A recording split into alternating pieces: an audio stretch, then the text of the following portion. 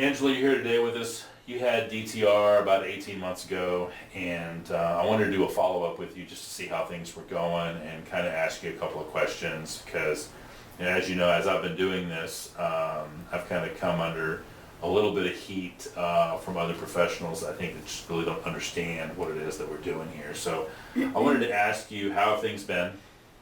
Awesome. Yeah? Awesome. Tell me about awesome.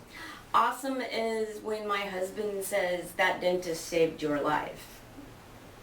Awesome is getting up in the morning and going out and watering my plants and playing with animals before I even take my kid to school at 7 in the morning. Awesome is my son telling me he's never heard me laugh like that. My daughter told me she felt like I was gone and now I'm back. I did hobbies in the house to try to keep myself from depression, but never did much. I couldn't work. Got a job working out of the house, back in public. So tell me a little bit about that. So how long had you been without a job? 10 plus years. Okay. Mm-hmm.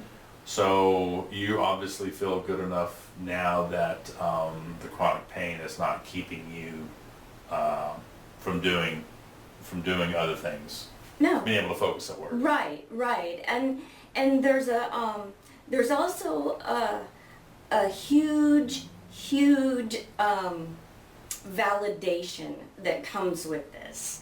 I had been fired from neurology offices because I did not agree with the treatments they wanted me to do because I knew what my body was telling me.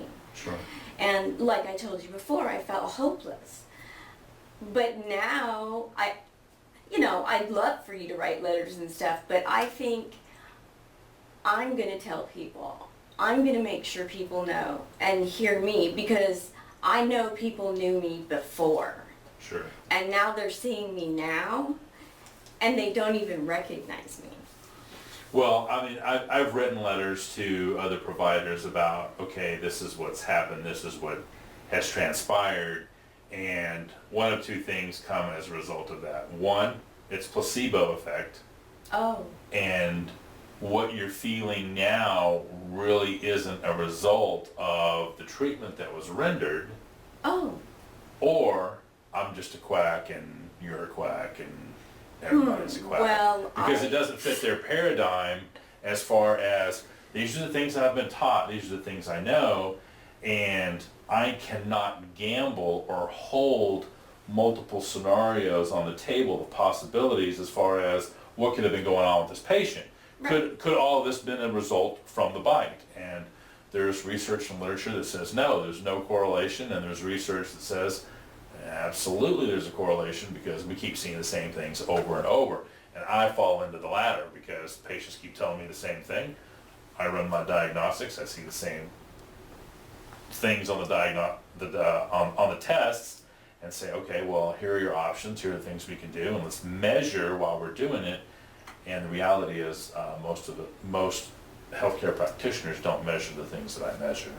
And well, that's really, really unfortunate because I had every single treatment for migraines possible. Every single one. And the last neurologist I saw told me that I needed some serious psychological help. And my husband even thought that. And then when you said you could help me, I believed you. It's not a placebo. It's not. I lived with pain for 20 years.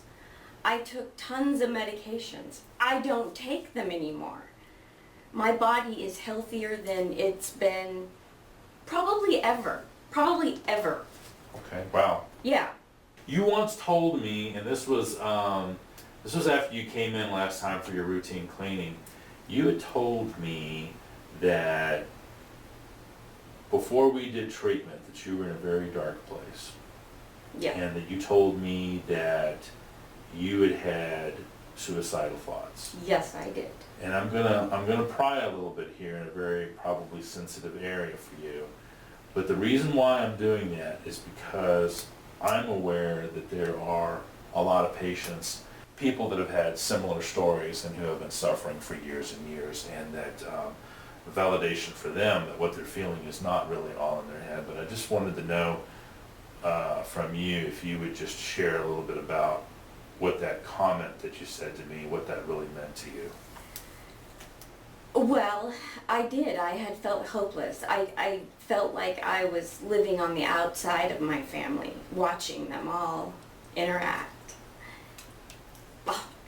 And I didn't feel a part of anything. And now I'm the mom again. I'm me again. And my group of friends has exploded. I've taken a girls' weekend. I haven't done that since before I got married 15 years ago. There's no more darkness. No. I mean, I still live with fibro pain. That's nothing. That's nothing. Because my head is clear. I can think. I can deal with it. I don't need the... It's not a bad place anymore. It's a great place. This is it. This is my new life. I get a second chance. It's a shame that the 20 years that you lost you don't get back. It's okay. It was a learning experience. And, you know, I watched that addiction special last night on CNN, and I have to think about all those chronic pain patients with migraines that are on those medications that are destroying their bodies like mine was being destroyed in other ways. Those medications aren't made to take forever. And it hurts me that other medical professionals wouldn't want to try this for their patients with headaches. I have to say that the guys and gals that have gone through medical school and dental school, in their defense, what I know is not being taught in medical school or dental school. Because I have a lot of friends that are medical doctors, I have a lot of friends that are dentists. Mm-hmm. And when we go out, one of the things I like to ask is, tell me what you know about oral facial pain or chronic facial pain. Mm-hmm. And there's this blank stare, there's this look like, I don't see those patients. Mm-hmm. Or the ears ringing, or all of that. All of that. But the reality is, when they say they don't see those patients, as my response is, about 20% of the patients you have in your practice right now have those symptoms. Right. Are you asking the right questions? Right. What are you doing when the patient comes? How are you evaluating the patient when they come in and say, man, I think I've got migraines? Mm-hmm. Is the question ever posed, do you suppose that this could be a result from your pipe being off? Yeah. Do your teeth hurt? Do you grind your teeth at night? Yeah, or any of these things connecting the dots. So, and again, just like, no, I don't ask any of those questions. Well, we are creatures of habit, and I am no different than anybody else. We go to what we know. Yeah. And what we were taught. And so, unless you are a perpetual student, unfortunately, which we all should be. Ideally, we would all like that. But you know what? It requires a lot of work. It does. Requires a lot of discipline.